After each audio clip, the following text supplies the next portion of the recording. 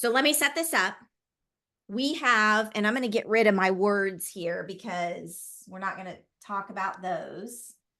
We have just, out of thin air, Kathy gave us a problem here. 497 minus 98. Now, you, Kathy, just automatically, intuitively were able to grab those numbers. But this is an art. This is what I was talking about before, where I feel like we as veteran teachers, a lot of times have lost this art, and our younger teachers, this is a missing piece of pedagogy. So Kathy, you just out of thin air pulled these numbers. And my first question is, why these numbers? But let's not answer that yet. Nicole, you were talking about how your brain sees this. Can you say that so we can capture it? Yeah, I went to the, the tens and the ones, and I just thought, oh, it's 100 minus 1. And then, of course, I'll do the math past that. Sure. But it's just my automatic mental math brain thought that. So and then you I'm just thinking, have oh, this intuitive 99. sense that 100 comes to mind. Yeah. Now, we have to back up because many of our students, especially our students with disabilities, they have no idea why intuitively Nicole thinks of 100. No, I mean, there's no even connection to that at all. So that's the first thing that we want to get kid. Yeah, Teresa, what were you going to say? Oh, we want to know. Oh my gosh, we can't hear you. You're going to know because I am not a math person. So I'm giving it to you from the non-math person. I don't see this because I'm going to take my 98 and put it under the 97 and do it that way because I'm not a mathy. Because I'm an OT. Teresa, your role, tell us what you, because your role is even in the medical field and not the education field. Nope. So tell us your role. So I don't see, as soon as Nicole said 100, I'm like, no. So I'm taking my 98 and I'm making my math problem. Okay. Because I don't know math and math was not my subject. So that's what I see. So Nicole counteract that, because how would you explain to Teresa that you see 100? 100 isn't anywhere here. You see 100 right away. But how and why is that? And maybe you can't explain that. Well, I just think of like 97 minus 97, that's 100, or well, let me take that back. When you're in the hundreds or higher, if you have 497 minus 97, that's going to be 400. That, like, it's 100 less. Or, well, I don't know how to explain I know that what you mean. No, I see what she's saying, though. It's a larger number to play with. Yeah, you're going down. I don't know how to say. No, I love this, Nicole. This is perfect. You can't put it into words. Poster model right now. But my thought is, okay, 100, and it's actually one less than 100, so that's 99, and then you take 400 down to 300. So that's, I don't know how my brain gets that or gets to that point, but that's where it is. Like, that is so hard to put into words. It is. And we're adults. We're adults, my friends. So think about that 9-year-old, that 3rd grader, that, and a 9-year-old that maybe has some kind of brain disconnect or learning disability. But I will tell you that that 9-year-old does have the same intuition a lot of times that Nicole does. But the problem in our classrooms is we don't allow that extraction. And as a teacher, we don't have the skills to facilitate through that. So I want so anybody that's watching this recording, I want you to analyze what just happened with Teresa, Nicole, myself. We're going to get to Kathy in just a minute. But what just happened between us was you, Nicole, Teresa, had to talk through out loud, not know. I mean, your brain is doing brilliant things, but not knowing what your brain is doing and not knowing how to articulate that is the biggest issue in our math classrooms. Well, So and what's funny, go ahead. oh, I was gonna say, what's funny also with that is that even though I knew my answer was right in my head, I also started second guessing myself because I thought, am I thinking that right? So I wrote it down on paper and I'm like, okay, I am right. Then I got to think, I'm like, wait, is my math right? Then I used my calculator on my phone. I was like, I am going to make sure that I'm not talking like crazy here. But it's just, that's another piece of it, is that when you don't know how to explain it, then you start, I noticed this with my kids. You start questioning, am I right? Am I doing it correctly? No. Am I thinking this through right? So very, very good insight that you mentioned that. That's why I said, let's not speed by this. That's why I physically wrote it, because I can't keep it all and have a conversation and have Kathy make her point without me doing the same thing you just talked about, Nicole. I had to do it to process it. So well, Kathy, with a lot of adults, for generations, we were taught procedurally. I mean, maybe all of time, ever since, and algorithms, remember, are created in science, for example, to do the math so that they can prove the science or whatever. And it's a shortcut for them to do that, but the procedures are what stop everyone. And if adults have this much difficulty, it's only because for generations, and it's still happening in today's schools, kids come into math, they put their 2 feet under their desk and their materials out, and they have to be quiet. They cannot talk. And even my students that I'm tutoring now tell me that's what math class is. And that's so much different, because that's why I use this problem. I use it, and notice it's subtraction, not addition, because subtraction is a little more cognitively demanding than, well, a lot more cognitively. In fact, one might make the argument it's the hardest operation. Agreed. Of all the 4. Agreed. Because by the time we get to division, they've sophisticated some of their conceptual understanding, and they can get that. So the hardest one is the subtraction. Agreed. So that's why in my pre-service classes, I use this example, because it is subtraction. It's not a lickety split mental math problem. If it was 497 minus 97, that would be a super easy mental math problem. So Kathy, talk us through these numbers. So why 97, 98, and then why the 4? Okay.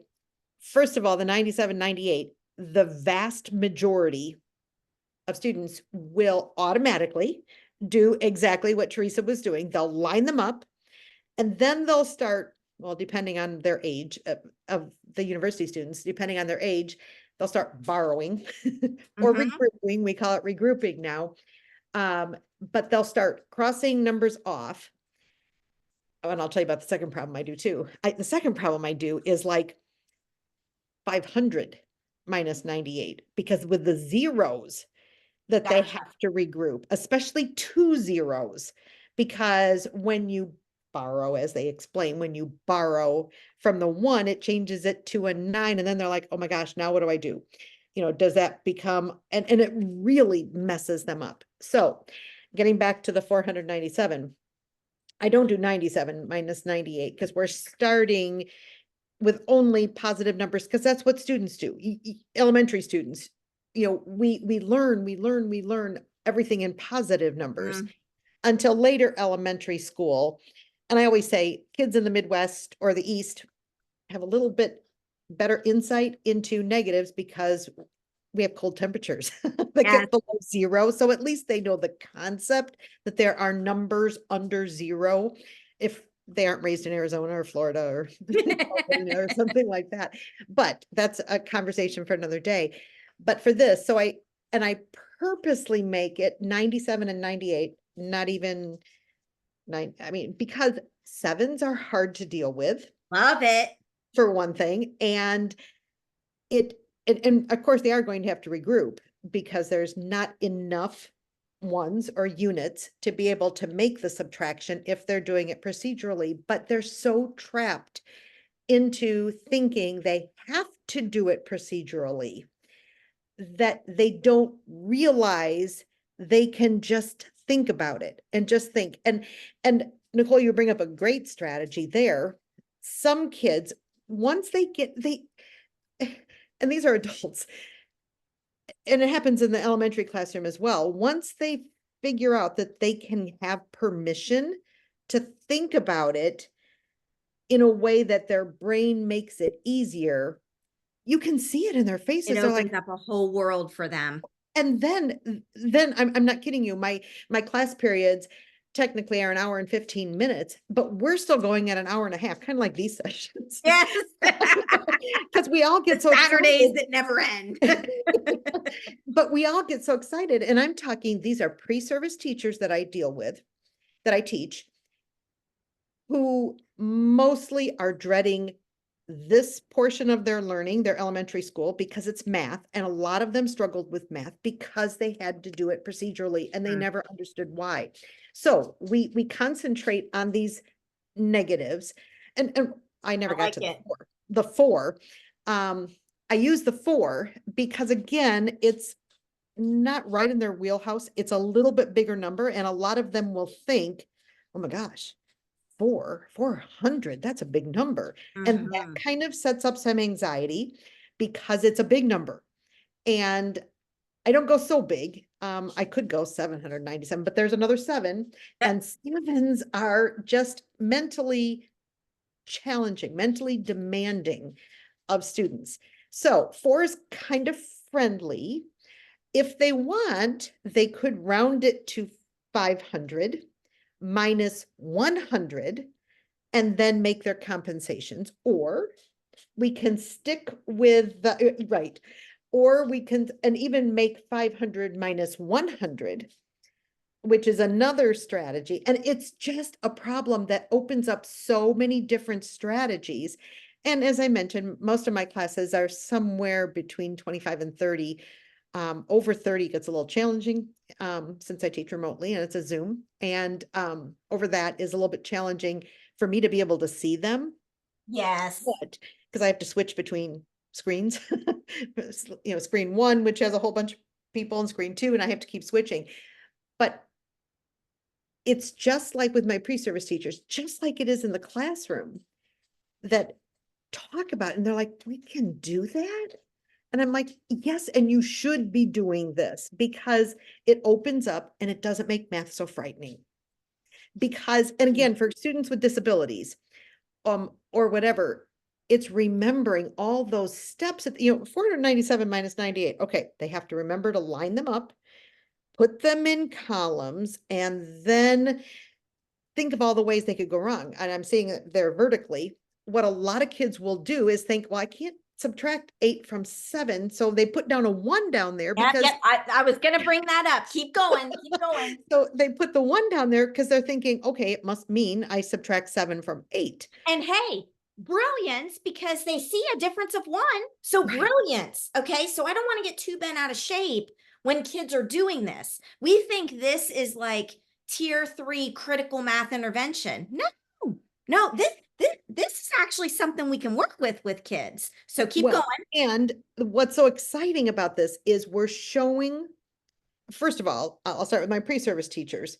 I get them talking and they hear all the other strategies that are being done. And I'm not kidding you. These are all adults. They're at least, they're at least 18 years old. And I have some that are going back as a second career later on. So I've got a gamut of ages at the university. And, but they're listening to everything and they are realizing, oh my gosh, if you get the kids talking, they're going to hear this. And for years, we have realized in the classroom, the kids seem to learn, I don't want to say better from their peers than they do from us as the teachers, but they learn a lot because they're listening and they're thinking, well, if Bobby did it that way, it must be okay to do it that way. It's not just the teacher saying this is, and we were taught this is the way you subtract.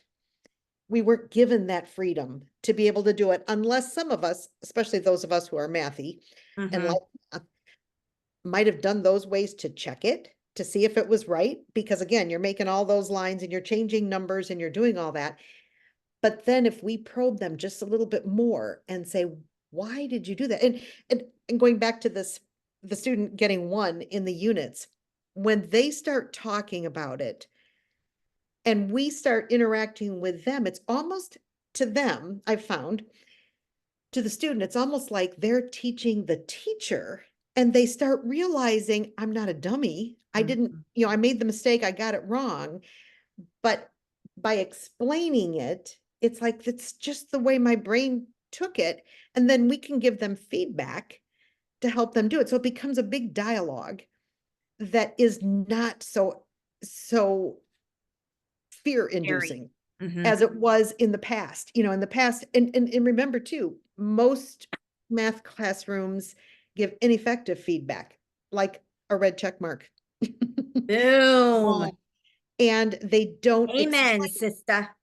So if you get the kids talking about it, and we can say, and then you can even, as the teacher, you can even probe just a little bit deeper and say, again, why I use 497 and 98, say, what do you think would happen now if we did 397 minus 99? And again, taking what we learned, so it's kind of problem string idea, taking what we learned, and I change it just a tweak and see if they can apply one of the strategies that was mentioned. And 397 minus 99 is a little easier because 99 is closer to 100. And it's not quite the step that the 98 is. So if we're learning through the 98, 497 minus 98, and I tweak it just a little bit, and sometimes I make it 597. That part doesn't really matter. But will they use the strategies that we've just discussed and be able to see that I can think about this and then realize when they get some practice with it, it's faster than writing it down and doing the algorithm.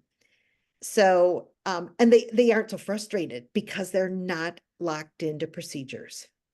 And that's the biggest thing. I'm telling you, subtraction with crossing off those numbers and changing it is horrible It's to a those kids. nightmare for students of learning disabilities. Yeah, Teresa. Okay, so again, I'm going to throw in the visual perceptual kid. What if you did it and it was, now you've got it closer to the hundreds, what if it was middle point? What if it was 557? You know what I mean? Like in the mid range, which way would you go? You know what I'm saying? Like you've got the kid now, you've taught them to go to the nearest 100. What do you do? That's a really good question, because if you're changing that first number, this really should be within that problem string of doing that, it's the kids will start realizing that number isn't as important as what I'm subtracting because I already have this many. How am I going to do this? With my pre-service teachers, I think one thing that this step really helps, which I'm excited about in their future classrooms, is going to pay to manipulatives, going to base 10 blocks or whatever and building it out because they understand the idea then of even the term regrouping. I'm going to regroup 5 10s into 4 10s and physically move them. So I'm regrouping them so they get the idea of decomposing that number a whole lot better and understand the conceptual nature, the CRA approach or conceptual representational abstract approach or whatever method they're using, or whatever terms they're using. They start seeing we've got to build that conceptual understanding, which, taking this again back full circle, John Lee, I think starts with dots. It starts with dots and how their brain sees things. And really, I mean, I did dot talks in high school classrooms, and I would do them in calculus classrooms. And thinking, I'm certainly not the expert on calculus. I've had calculus, but I'm not the expert on calculus. But I would do a dot talk, and you'd see these calculus kids who are very, very bright, very intelligent, and they're looking at each other like, you could do it like that? Your brain thought, oh, that would make it so much easier. And I'm like, yes, talking, sharing ideas, helping, and doing all that is as eye-opening as anything because their brains, John Lee, you're right, their brains will gravitate to those if we don't, and we don't want to stop them. We want them to gravitate to the strategies. We as educators for generations have squelched that and said, no, you can't make that 97 100. You've got to cross a line through the 7, borrow one from the 9 to, you know, and why? And then you furthermore can take that to fractions. And when we're subtracting fractions, look at the fraction and maybe there's a way we can decompose that so that we can make it, you know, it's just like, oh my golly, it just goes. So we've got to start here though, with our pre-service teachers.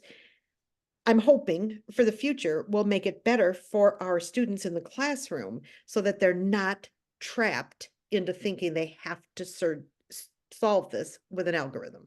Absolutely. And classroom teachers. So I'm going to present what I'm going to say right now from the perspective of classroom teachers. So I'm going to throw some things out here, and this is going to help us understand the why and also the how, the facilitation of it. So classroom teachers that might be watching this recording might be thinking, okay, you guys have just spent, I don't know when we started this conversation, 20, 25 minutes, and you've accomplished nothing. Now, hold on. This isn't the Johnny talk here, okay? In 25 minutes, my kids could have solved, 15 of these problems. So how much time do I waste and not be able to get back? Okay, so let me just stop there. And I'm back to Johnny. Let me give you the Jay-Z perspective here. So we have to reevaluate our mathematics achievement goals in our classrooms. My goal is not for students to solve 15 of these. My goal is for students to have time to process, because that's an intervention for learning disabilities. My other goal is for students to improve their number sense. And remember, number sense is conceptual, not procedural. My other goal is to get kids talking. Kathy, you mentioned that. Because through this processing and talking, through this time that it appears I've wasted, we've actually just done an intervention for our students that have learning disabilities. Because the number one thing that is the barrier to access to learning and math achievement for not just our students with learning disabilities, many of our typical students, is the time to process. I've just given a gift of 25 minutes of processing time. Now, notice how I facilitated that also. Anytime any of you gave me something that I thought was going to trigger another thought, because now we might have, 23 kids in the classroom that we think, oh, they've checked out. They've stopped processing. And so maybe only the 4 of us are learning from this. And I've got all these other kids in my classroom that are now time is wasted. No, Two things. One, we need to re-trigger them. And that's the art of teaching and facilitation. And that's what I was talking about before, where we've either lost or we've never had, as classroom teachers, this art of being able to create lesson plans like this. We're uncomfortable with this because there's a lot of like dead time and I don't know what to say next and what to do next. And it's just going to take practice. That's the art that I'm talking about building through these sessions. But the other piece of this is I, as a facilitator, have to trigger the other 23 kids. And how do I trigger, which I didn't do because I didn't want to stop you guys from talking and thinking because we were all engaged and focused. But how do I trigger? I might back up a minute and I might say, look, Teresa asked about a 557 and Kathy, see, this is instruction. So teachers, pay attention right now, classroom teachers. This is the art of facilitation, and how you're going to increase math achievement is your language that you use, the way that you use it, the tone that you use, the words that you use, and then the triggers to re-engage students who might have checked out. So I'm going to back up and I'm going to say, Teresa, because I'm going to acknowledge Teresa and Kathy here. See that these are some other subtleties. We want to celebrate our students' thinking. We want to make sure that they understand that they belong in this classroom. Okay, I'm going to go on another tangent. Daniel Pink talks about in his book Drive, which is all about human behavior and what motivates us. And one of the things that motivates us is understanding that we belong, that I belong to a group, that I feel like I'm special. So I'm going to call out Teresa and Kathy and acknowledge their input and how valuable their input was to this lesson and conversation. The other motivation factor is autonomy and choice. Now, hear this, because in the last 20 minutes, you all have created how many other problems? We've created the math worksheet, and I'm going to actually create a math worksheet with more problems like this. I'm going to create what looks like a typical worksheet that was created from our conversation today. This worksheet never existed before today. So if you're watching this recording, you are actually, hopefully, and if not, you can let me know, you are hopefully getting access to a link with a PDF that looks like a typical math worksheet based on the problems that we created as a classroom today. So in the time that we've created these problems, notice that I've put them up here, and that will trigger other students to process and think, even if they're not listening to what we are saying. Even if I'm talking right now and 12 of my kids are not listening to my words, but they're looking at all these things and they're thinking about them. That's all I want them to do. It doesn't matter what I'm saying.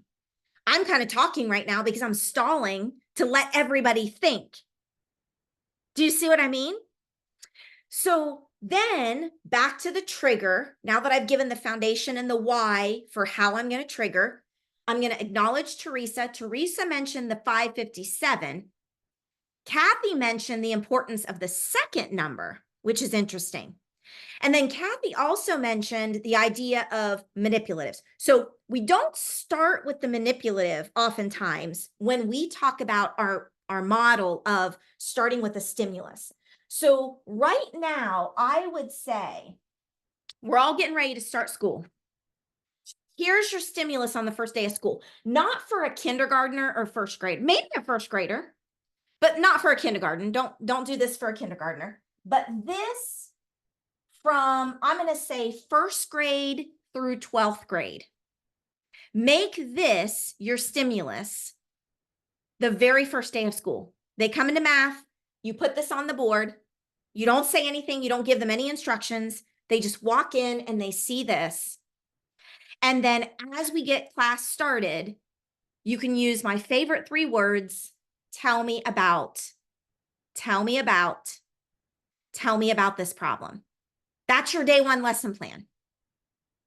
And don't worry about how much time it's taking. Facilitate it just as we've done here so that it branches out.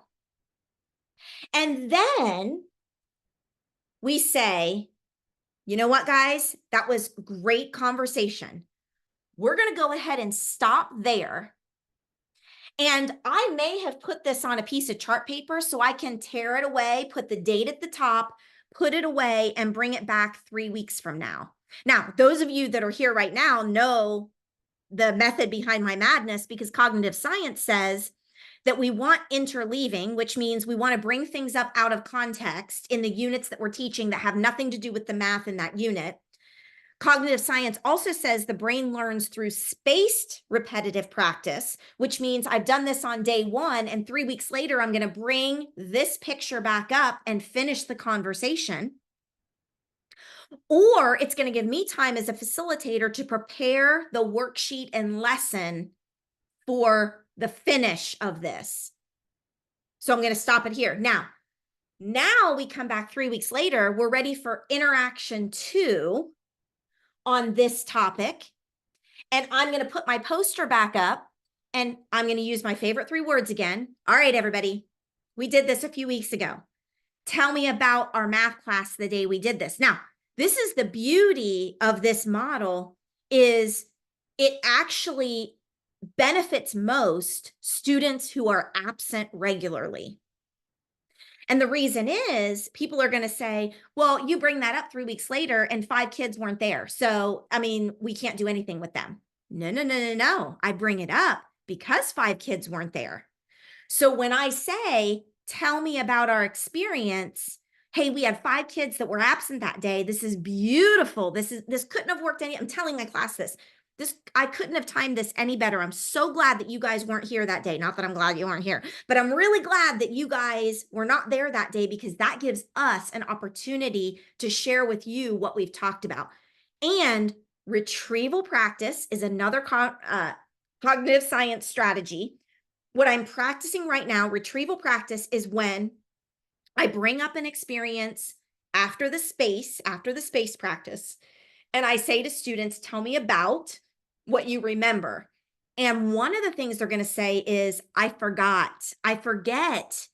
But they might say, I remember though, I don't remember the math, but I remember you wearing that Mickey scrunchie and I couldn't stop looking at the white dots. And that would have been 3 weeks ago. You see, our kids can remember better than what we think they can. We are just facilitating it and extracting it in a way that forces them to forget. But forgetting is necessary. Forgetting should be celebrated. And I tell kids this. I want you to forget, because today, when we remember, it's going to deepen the grooves in your brain. It's going to deepen those neural pathways that allows your brain to think better. So it's actually a cognitive exercise, better than a physical exercise in the gym. You can't get any better than a brain exercise. So I know I'm going into a lot of the why and a lot of the but I think that's really important to understand. And what I've just done here is I may have disrupted our flow and focus. But however, Teresa, she may have ignored everything I've just said, and she's still thinking about this 557. She might have tried 6 other numbers with this, and she's done more math than what I've even asked her to do. And that's what our students will tend to do. So I bring this back up, tell me about and then as students are forgetting, and I'm celebrating forgetting, and then people are like, oh, but remember, Teresa talked about that 557. And I'm going to be like, yes, remember, Teresa was so brilliant. She talked about the 557, but Kathy talked about this. And then teachers say to me, how do you remember this stuff? Because there was time to totally experience it with my kids.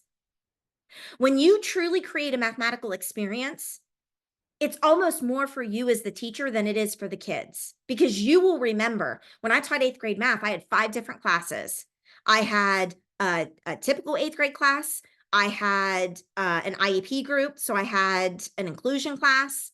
I had an at-risk class, kids that struggled but weren't on any type of plan. I had regular algebra 1 and honors algebra 1.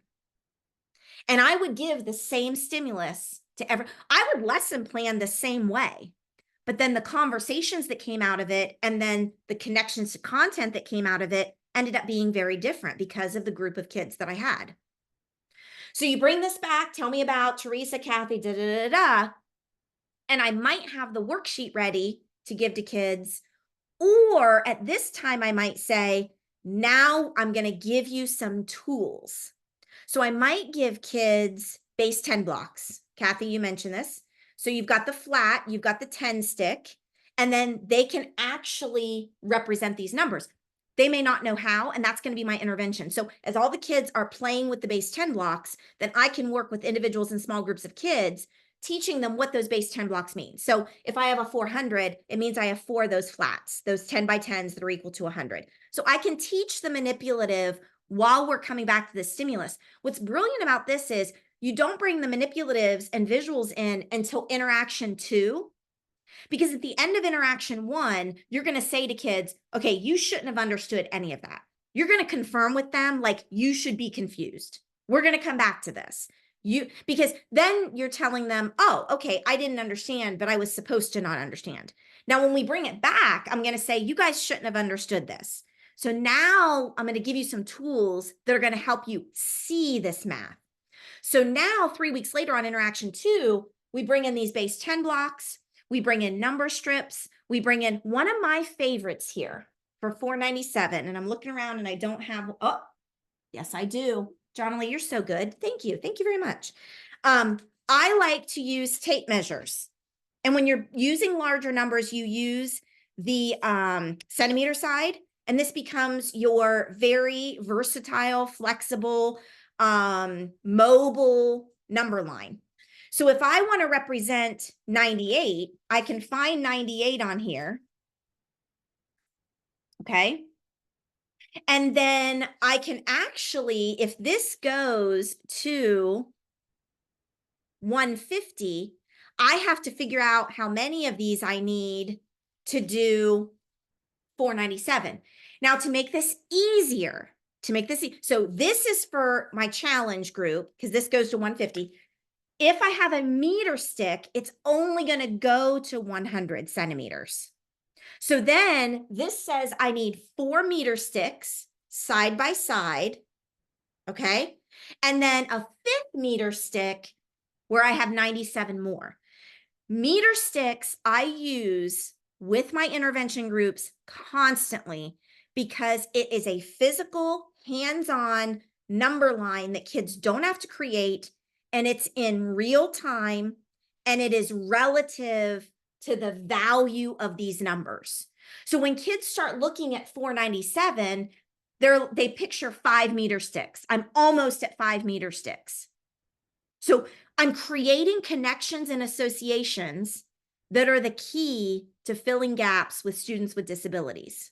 And it supports our typical kids that just have typical struggles. When they look at 98, they're like, okay, I'm almost at 1 meter stick. Do you see? So I have almost 5 meter sticks and I'm taking away almost 1 meter stick. So the beauty of those hands-on allows me to improve estimation skills with my kids. Now, base 10 blocks doesn't give that same effect. Love base 10 blocks. Love them, love them, love them.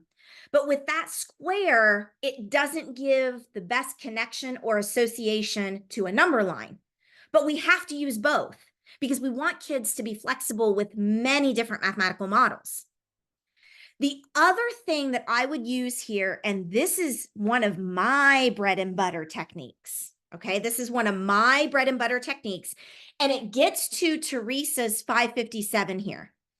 This is why reference tasks are absolutely essential. What reference task am I going to pull up right now that's going to bring in this understanding of 57? Come on now, y'all don't disappoint me. What reference task? What am I going to show you right now? Come on, think about it.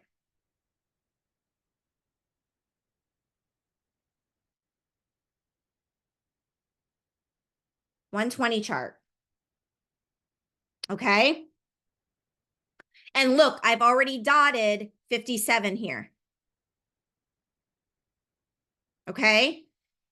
Okay, there are, and this actually was going to be our topic today, but next month's Saturday math, when I told you we are going to teach half of our standards with just a diagonal line. That's it. This is all going to come full circle. Oh my gosh, you guys, when you come next month, this is going to blow your mind.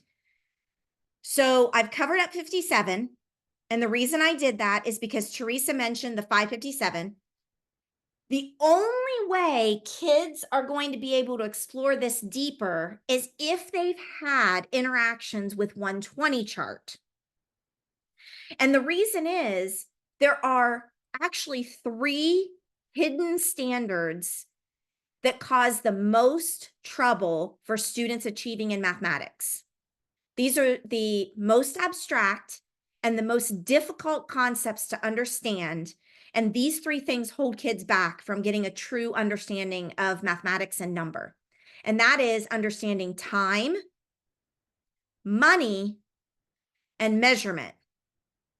But look how I've just connected this subtraction to measurement and the meter sticks. Do you see how I'm always extracting and allowing students to experience time, money, and measurement? I just did measurement. Money is always out of $1. So if I highlight this 100, remember when Nicole brought up the 100 a while back? It just innately, intuitively, and that's what we want kids to do. We want us to look at things and be like, I don't understand those things, but I do know 100. We should get into the habit. This should be very habitual to compare all numbers to multiples of tens and hundreds. We should always be looking at how numbers compare to 100. Now, typically, when we use 120 chart in the typical way, I probably don't have it here. In the typical way, we use 120 chart.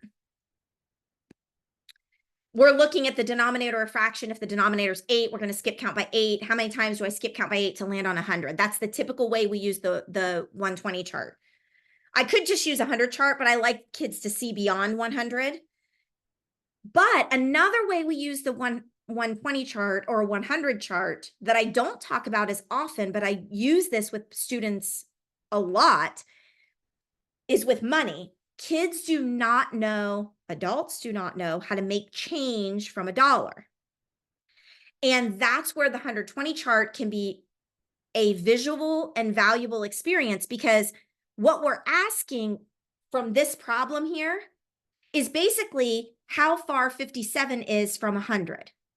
And I want kids, when we talk about math fact fluency, we typically think single digit multiplication. But a more important math fact fluency for me, for my kids, is understanding how far numbers are from 100. What is the pair that matches with 57? What is the pair that matches with 57 that gets me to 100? I could ask this a different way. What's the pair that matches with 50 to get us to 100? That'd be 50. What's the pair that matches with 40 to get to 1? See, this is how I build fact fluency. Now, what I can do here to make this more hands-on and more visual and more adaptive and more therapy-based, intervention-based is I print out a big 120 chart for students, and they take scissors and they cut this line right here.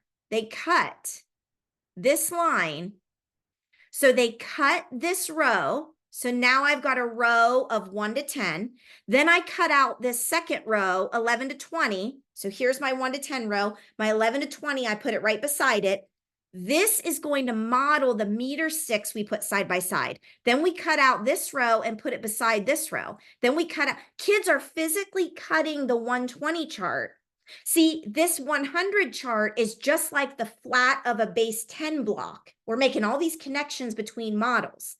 If I could take that flat, the 10 by 10 of a base 10 block, and I could cut all the rows, I end up with 10 sticks. But if I move those 10 sticks side by side, now I've just turned it into the number line. So if I want kids to understand this big jump to 57, which actually is more difficult than if I'm at 98.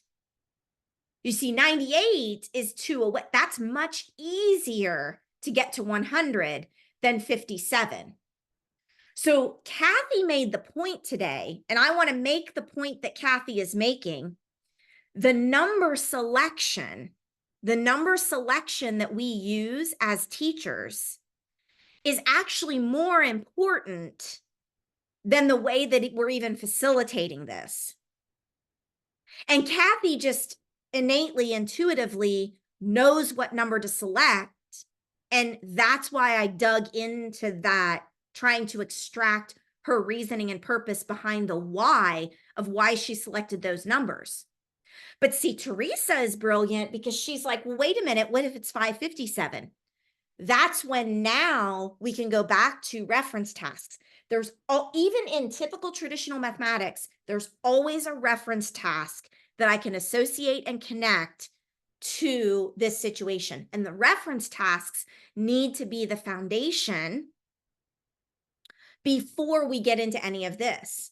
So what I might do day one, this is my stimulus. We talk about it. We get kids to talk. We spend 30 minutes just dissecting and having conversations and getting kids comfortable with this type of culture and environment in our classroom. We put it away, we bring it back because that's how the brain learns. When we bring it back, we bring in some of the visuals, we bring in the hands-on, we bring in the adaptive, we bring in the worksheet, because some kids thrive. They're just like, give me the worksheet. Let me do the 30 problems on the worksheet. So I want to have something that's going to appease to every kid. I'm going to have the base 10 blocks, the meter sticks, the tape measures. I'm going to have 120 charts. I'm going to have all of these adaptations. And then I'm going to have these prompts to support students' conversations with all of these problems. And then if I don't know what else to do as a teacher, oh, don't miss this. I always do a create your own. So when kids are finished, or I haven't given them a specific prompt, and I hear, I'm done, I'm done, I'm done, I'm done, I'm done. When you're done, you're going to create your own problems. That's how I'm going to generate the next few worksheets that I'm going to give to the whole class. Your brighter students, your higher level achieving students are going to be better worksheet generators than the internet and better generators than you.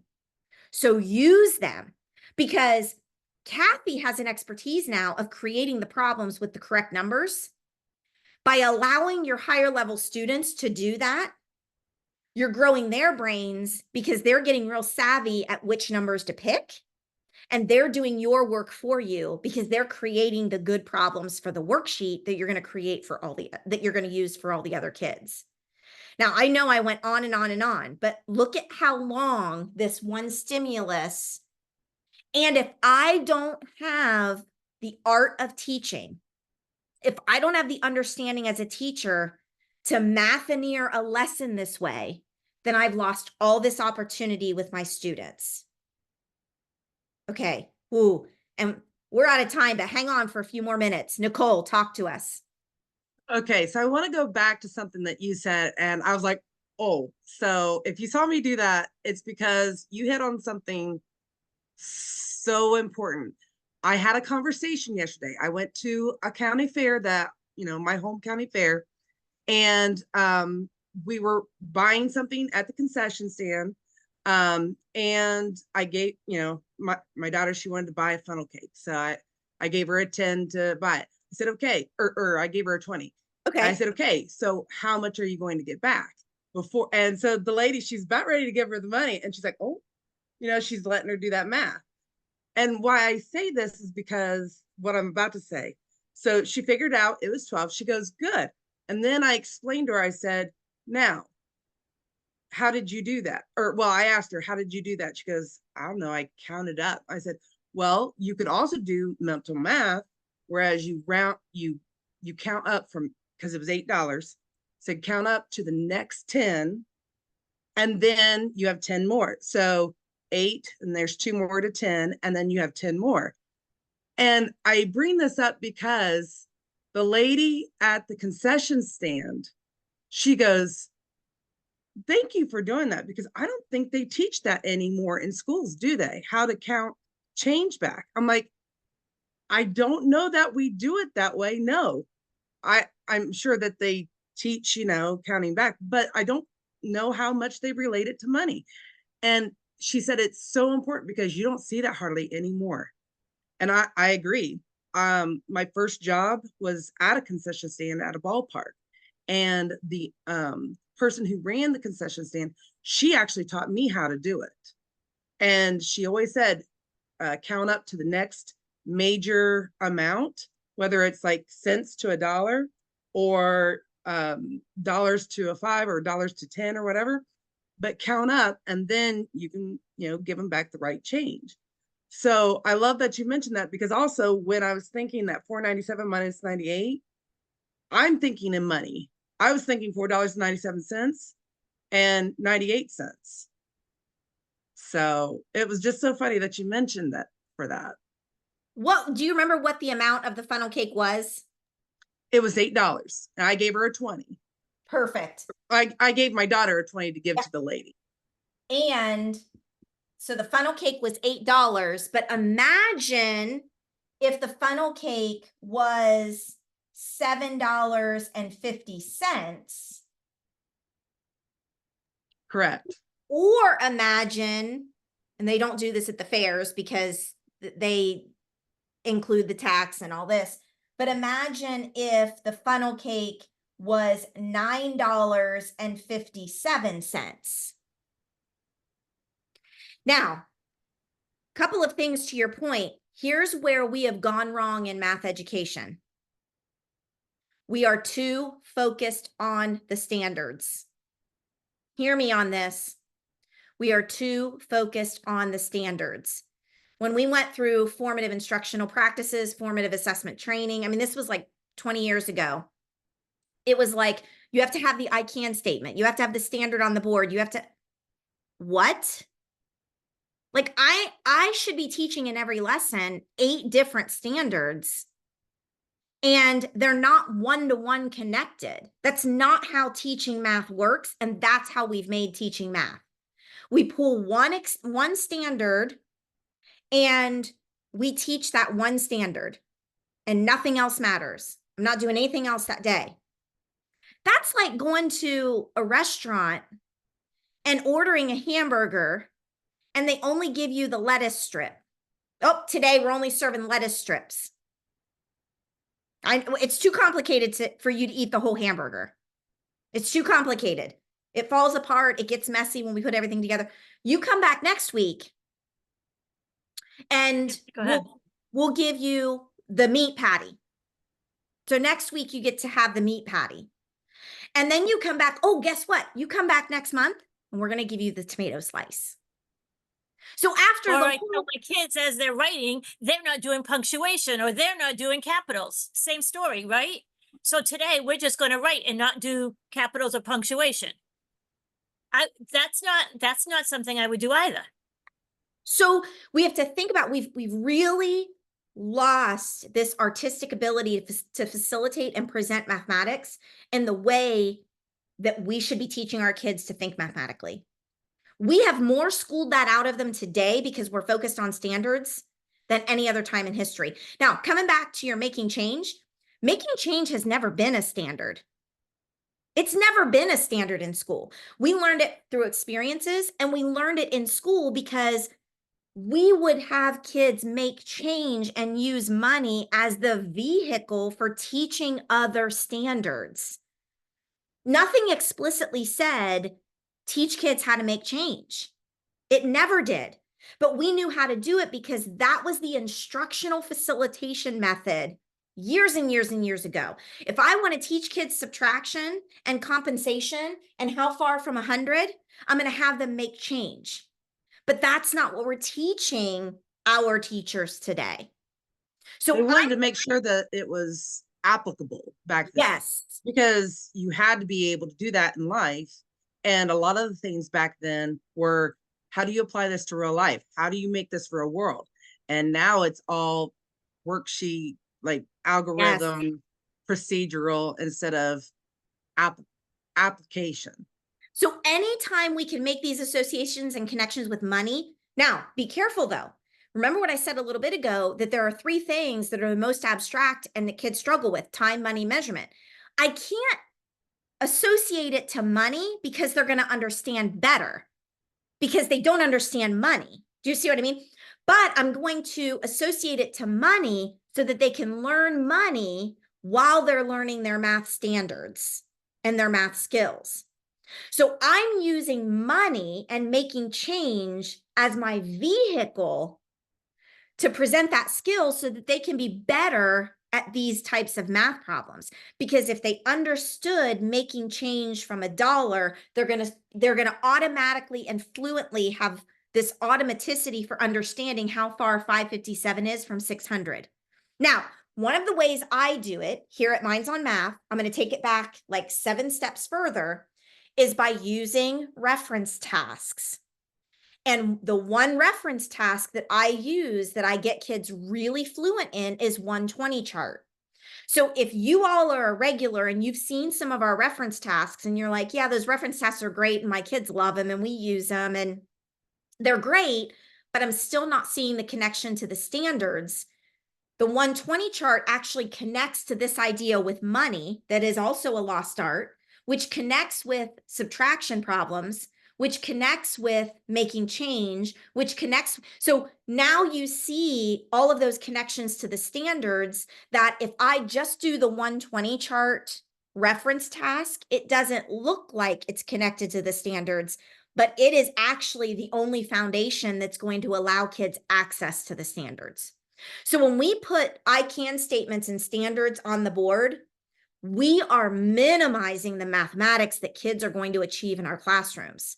But I'm not saying don't teach to the standards, but I'm going to pick 5 or 6 bulk standards that I'm going to focus on, and I'm going to find one stimulus that can draw out all of those multiple standards. And then guess what? If I'm doing that, then it's okay to spend 45 minutes on one thing, because it's exposed 8, 12, 15 standards. That's the mathneering of lessons that I want classroom teachers to get good at. So the number one thing that we need to do as teachers for our professional growth is to learn how to design and deliver lessons from a simple stimulus that attacks multiple standards. Now, I went off on this whole rampage, but that's the way my brain works. It's the way Kathy's brain works when she teaches her pre-service teachers. It gives acknowledgement to Nicole and Teresa because your brains already work this way. They already work this way, but school didn't show you that this was actually the okay way to think. They said, I don't care the way your brain thinks about it, you got to stack and borrow. That's what school told you that your brain should be doing. And that's why so many kids struggle with mathematics, because they're like, that's not what my brain is doing. And we never give them the opportunity to tell us what their brain is doing. What I'm able to do, what Kathy's able to do, Nicole, Teresa, what you're able to do through our connections here, you're able to go back and use the tell me about method. You're able to go back and decipher what your kids' brains are doing, celebrate their brains, and then we're creating this culture and environment in the classroom that kids want to learn. They know that they belong. They know that what they're thinking is important. So not only are we teaching mathematics, but we're teaching connections, we're building relationships, we're doing all of the things that we know are good teaching practice. Oh my gosh, y'all, I could go on and on. I'm going to say one more thing, and then I'm going to open up the floor for your final thoughts. Kathy, you said a while back that, like with your pre-service teachers, elementary pre-service teachers, we think, okay, all we do in elementary is counting. Actually, yeah, all we do is counting. But what we don't realize is counting is so much more complex than we ever think. Because 57 cents to the next dollar, all that is counting. Nicole, you said your daughter, she counted up. Everything comes back to counting, but we are not unpeeling the layers of what counting really is. So yes, I say only focus on counting and do it through the lens of these types of problems, because counting is actually so much more complex than we give it credit for. Final thoughts. What are your takeaways? Now, Kathy, I totally hijacked your problem and totally hijacked so what are your final thoughts? What are your takeaways? Talk to me. Let's close this thing out. What do you think? I think all of this is so empowering for our students in the classroom. That's the biggest thing, and that's another reason why so many kids have grown up hating math and they've turned into adults who hate math because we forced them to fit into a model that their brain wasn't taking them to, which is why we have to continue to stress the algorithm has to be last, because that is just a procedure that has no meaning to them. So it has to keep coming back to what has meaning to me. What has meaning? Love it. What else? I just love how each time we meet, like you reiterate the same things, and it's that interleaving piece. It's like you're talking about how, present it and then you leave, and then you present it and you leave, and it makes those deeper grooves. And by coming to these, like every single time, like I might forget a little bit here and there between, but then when I come back, I'm like, oh yeah, that. And it just keeps deepening my understanding and my ability to remember all the things that you're teaching about this. And I love that idea of that board in the back, just like all those different pieces for the kids to kind of like, oh, okay. Oh, and what about that? And, it just gives them the chance to really experiment and think about those problems and in the processing time that they need. So love it. Love it. And when we come together as adults and teachers, again, it follows the interactions over time. And that's why, like, one PD, like if I go to a PD as a teacher, research shows that really I'm only going to implement 10% of what I've heard, or only 10% of the people in that professional development are going to implement effectively. And the reason is that's not how the brain learns. It's not in this one condensed chunk. It's not in chapter 3 of the unit in the math book. That's not how the brain learns. The brain learns with interactions over time. That's how we need to teach. And that's how we as the teachers need to learn. And that's why Saturday math is so important, because it gives us that interactions over time. Another point here, this was not my lesson today. This was totally off the cuff. I didn't know Kathy was going to bring this in. I totally made this whole thing up as we went. Y'all, I didn't plan on any of this today. But because of those foundational oh, stop it, Kathy. It's so good. That's why we keep coming back. But this is what I'm talking about, the art of facilitation. You should be able, as a teacher, to take one stimulus, one thing, and facilitate a 45-minute or a 90-minute lesson off the cuff. And if you can't do that, your teaching is not good enough. Ouch. There you go. Put your hat on that. Teresa, any final thoughts? Well, I was never good at straight math, but I am a whiz at algebra too. And it's mainly because it's analytical and it's a formula.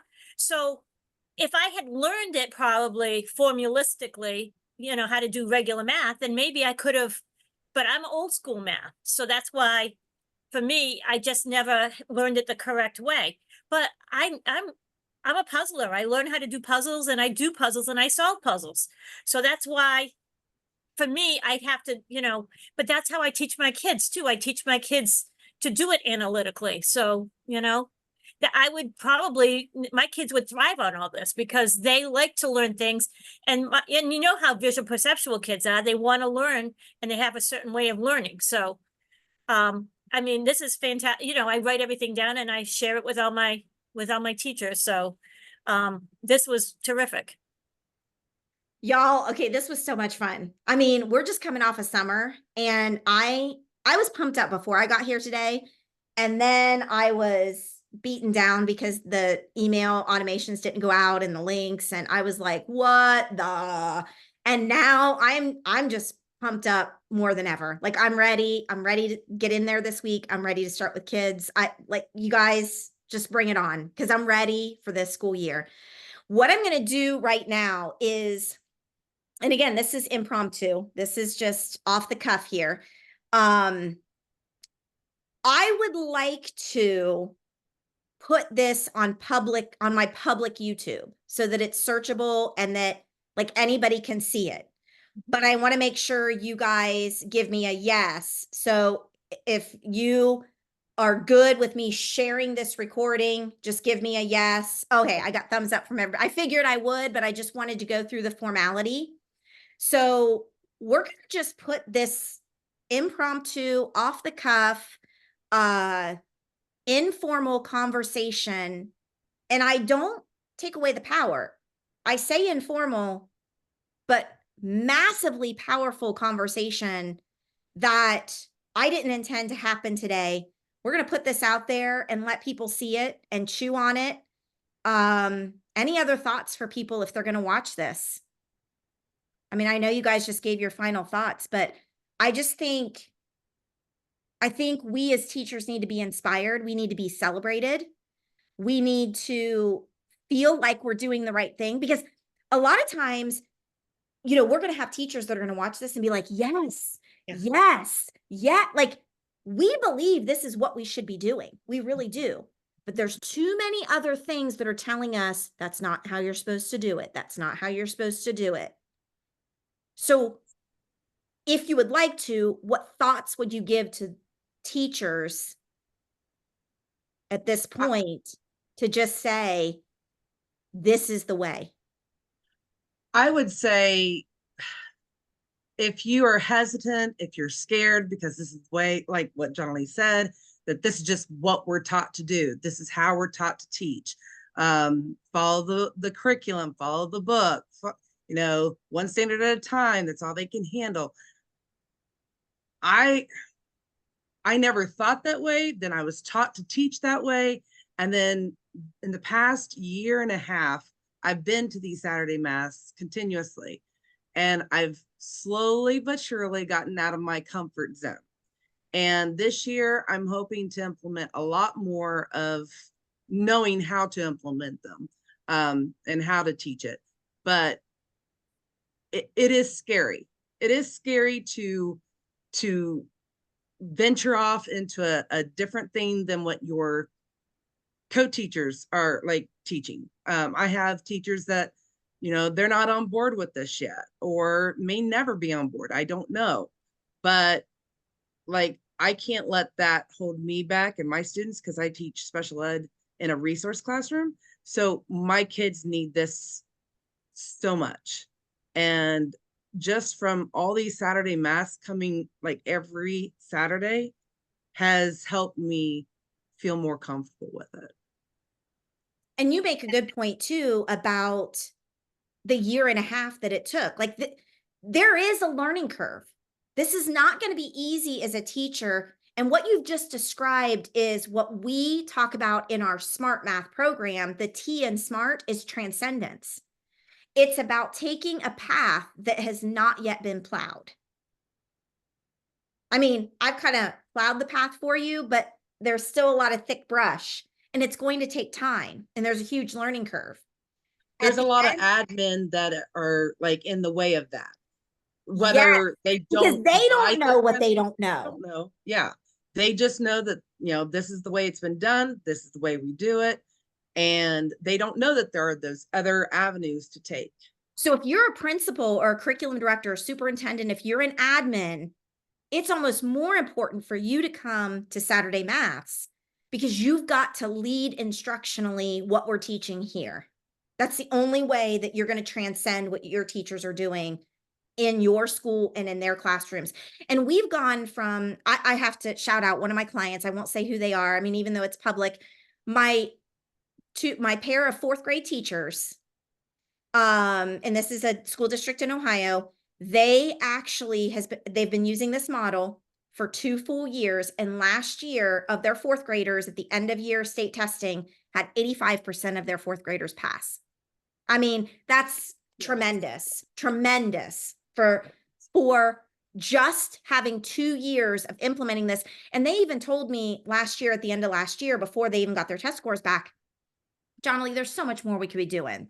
I know we're not they're like, I know we're not doing this all right. We're trying little things here and there. And even with that, it made a huge difference in achievement and attitude and motivation of students.